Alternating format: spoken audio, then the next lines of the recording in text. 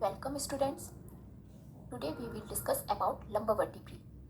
Before come to lumbar vertebrae, let me discuss about all vertebrae in short.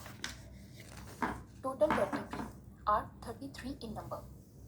Here you can see cervical vertebrae, which are 7 in number. Here you can see thoracic vertebrae, which are 12 in number. And these are lumbar vertebrae, which are 5 in number. And this is sacrum, which made by fusion of sacral vertebrae, 5 sacral vertebrae. And this is coccyx. There are 4 coccygeal vertebrae. Upper 3 coccygeal vertebrae almost all the time fused.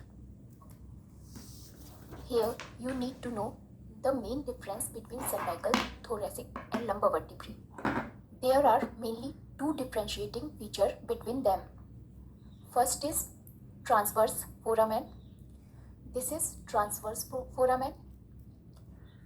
It is only present in cervical vertebrae and absent in thoracic and lumbar vertebrae.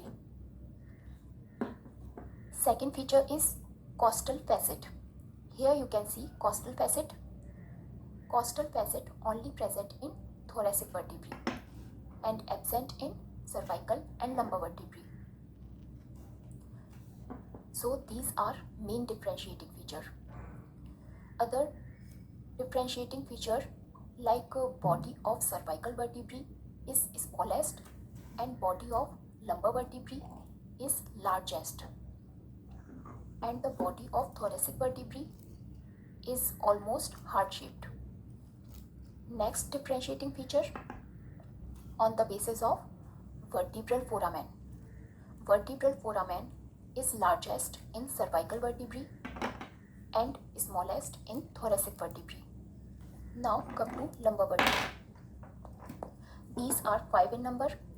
First 4 are typical and 5th one is atypical. Now come to typical lumbar vertebra. This is body. Body is large, kidney shape and wider from side to side than from before backwards. The height of body slightly higher anteriorly than posteriorly, like this. And because of this differentiation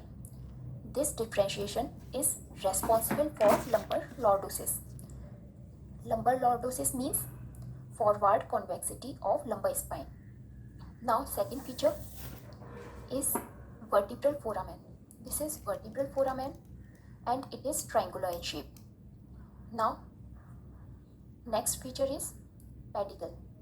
These are short and strong and project backward from upper part of body. Here you can see superior vertebral notch and here you can see inferior vertebral notch. This inferior vertebral notch is almost all time deeper than the superior. Now come to laminae. This is laminae and these are short, thick and broad. They are directed backward and medially and complete the vertebral foramen. Now come to spine. This is spine of lumbar vertebrae. It forms a vertical quadrilateral plate. This is directed almost backward and slightly downward. And this spine is thickened along its posterior and inferior border. Now come to transverse process. These are transverse process and these are thin and tapering and directed laterally and slightly backward also. These transverse process develop from the costal element. This costal element is similar with the rib in thoracic region. Here you can see accessory process. This is small and rough elevation over the posterior inferior aspect of root of each transverse process, and this accessory process represent the true transverse process because it develops from the transverse element of vertebra. The length of this transverse process increases from vertebra L1 to the L3 and thereafter it decreases. Here in this diagram you can see area marked by the orange color. This is transverse process. This transverse process increases by length from L1 to L3 vertebrae and thereafter it decreases. Now come to next features. This is superior articular process and this is inferior articular process. Superior articular process bears a facet which is concave in shape and directed medially and backwards, and its posterior border is marked by a rough elevation known as mammillary process. And this is the inferior articular process, and this inferior articular process bears convex facet facing laterally and forward. This inferior articular facet of upper vertebra articulate with the superior articular facet of lower vertebra like this.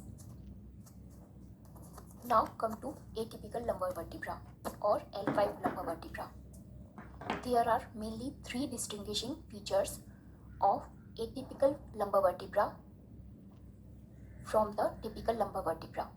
First feature is its transverse process is thick, short and pyramidal in shape, and the base of transverse process is attached to the whole thickness of pedicle and encroaches on the side of body. Second main differentiating feature is distance of both inferior articular processes and distance between the both superior articular processes is equal in L5 vertebrae. There is a rule known as Fawcett's rule by which we can differentiate L1 to L5 vertebrae easily.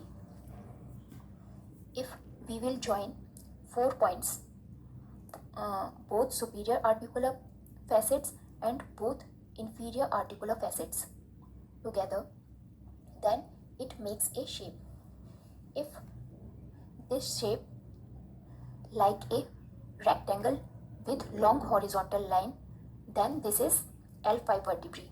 Here you can see in vertebrae also. Here it makes rectangle. After joining these 4 points, if they makes a square, then this is L4 vertebrae. Here you can see in vertebrae also. After connect these 4 points, if they makes rectangle with a long vertical line, then this is L3 vertebrae. Here you can see in L3 vertebrae. Here. Now, if this structure is trapezium in shape, then it can be L1 vertebra or L2 vertebra, like this. Now, third main differentiating feature is spine.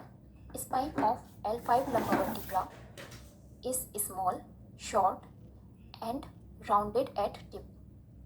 Now, other differentiating features like its body is largest and its anterior surface is much more extensive than the posterior surface, so it is responsible for the creation of sharp lumbosacral angle which is 120 degree in adults.